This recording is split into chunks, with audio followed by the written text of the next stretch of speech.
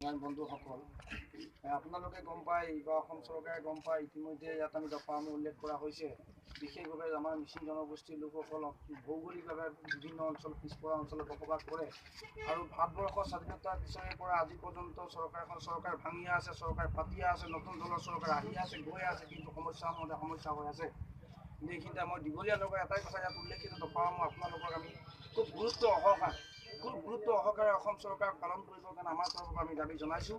আৰু এই দাবীসমূহ আমি কেৱল আজি আমি সাময়িকভাৱে স্থগিত ৰখা হৈছে। আমি এইখিনিতে সতৰ্ক কৰি দিব বিচাৰোঁ, আপোনাৰ যোগেদি অসমৰ আমাৰ ৰজাঘৰীয়ালৈ আমি এটা বস্তু মেছেজ যোৱাটো আমি বিচাৰোঁ যে এই সমস্যাসমূহ যি পৰ্যন্ত সমাধান নহ'ব, এই পৰ্যন্ত কেৱল আজি 5 তাৰিখৰ দিনটো দাবী দিব বুলিয়ে নহয়, বিভিন্ন সময়ত TMC KMK সমগ্ৰ অসমত এই আন্দোলনসমূহ কৰি আহিছে। গোলাঘাট জিলাৰ বিশেষকৈ ইয়াত উল্লেখ কৰা দাবীসমূহক লৈ আজি 2009 চনৰ পৰা ধাৰাবাহিকভাৱে আন্দোলনসমূহ চলি আছে আৰু ভৱিষ্যতেও চলিব।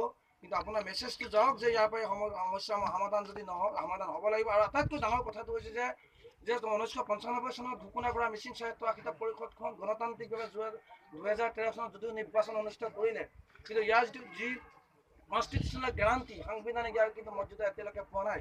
সেয়ে আমাৰ প্ৰথম দাবীটো হৈছে যে সাংবিধানিক মৰ্যাদা পাবই লাগিব। আৰু ইতিমধ্যে চৰকাৰে আপোনালোকে বাৰম্বাৰ ইয়াক যিটো আমি সাংবিধানিক মৰ্যাদাৰ কাৰণে অসম চৰকাৰ কেবিনেট চাব কমিটি গঠন হ'ল। গত কংগ্ৰেছ চৰকাৰৰ অধীনত ভূমিধৰ বৰ্মনৰ নেতৃত্বত এই সময়ত কেবিনেট চাব কমিটি গঠন হৈছিল। কেবিনেট কমিটি গঠন হোৱাৰ পিছত এই প্ৰস্তাৱ কিন্তু অসম চৰকাৰত আজি পৰ্যন্ত পৰি আছে। আজি পৰ্যন্ত এই 6 শিডিউলৰ যিটো মভমেণ্ট, যি